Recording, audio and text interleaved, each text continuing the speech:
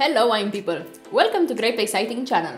I'm Alexandra and today I will tell you all about rosé wines. Rosé wine has seen a spike in popularity for the past decade due to many reasons. Some of them might be that many celebrities decided to make their own rosé wine. From the famous Hollywood couple Angelina Jolie and Brad Pitt, the actress Sarah Jessica Parker and singers like John Legend, Bon Jovi, to the latest Post Malone.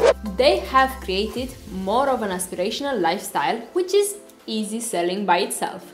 I'll drop in the comments below a top 10 celebrities rosé brands. Myself, I find a dry rosé right in the middle between the freshness of the white wine and the depth of a red wine.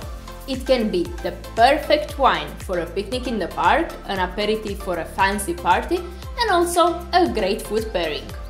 But let's see, how is it made?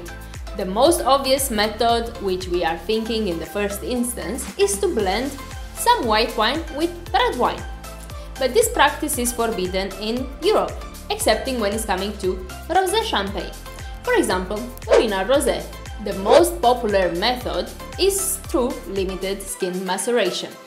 From 6 to 48 hours of skin contact, depending on the style which the winemaker wants to achieve.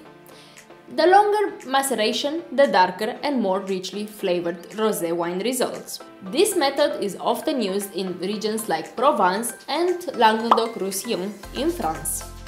The Saignée method has been actually invented to increase the concentration of the red wines. In this process, the winemaker will vinify a red wine as normal, but at the beginning of the maceration process will remove or bleed off some juice which will be vinified in a separate tank as a rosé. This wine tends to be richer in style and can be found in regions like Nampa or Sonoma. Another process is immediately pressing the juice after crushing the red wine grapes in order to minimize extraction of the red color. The color of rosé can range from the lightest shades of pale pink to salmon, coral, even pink ruby. Generally speaking, the darker the color, the more intense and sweeter is the wine. Aroma and flavor characteristics of rosé depend on the type of grapes used, but will typically sit along the spectrum of red fruits and florals, melons and zesty citrus. Sometimes you'll find pleasant green characters like rhubarb. Rosé wine can be made just about any red wine grape variety there is. In the south of France, the most common grapes used are Cinsault, Mourvèdre, Syrah and Carignan. In other parts of the world, can be made from Pinot Noir, Merlot, Cabernet Sauvignon, or indigenous grape varieties specific to the region. I have here the famous Whispering Angel from Côte de Provence. Apparently, if you drink this wine, you will hear the angels whispering from the Éclans Valley. Well, I hope you will not drink that much wine to hear those angels. This rosé claims to be the best-selling rosé in the world, and I believe that's right because of their consistency. This they prove each year through the same quality in every bottle.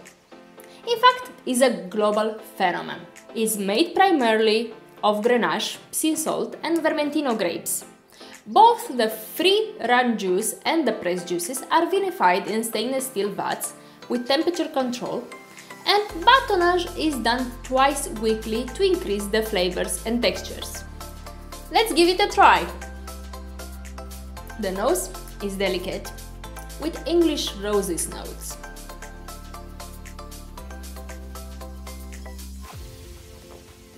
The palate is complex, with a nice mouthfeel. I find white peach, wild strawberries and freshly cut watermelon. Even looking delicate, it's bold enough to face strong seafood platters. And thanks to a group of Provence winemaker, every fourth Friday in June is known as International Rosé Day. But rosé wine can be drunk all year round. You can find the rosé for every season.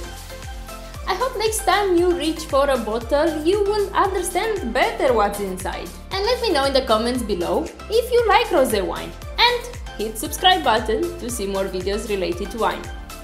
Thanks for watching!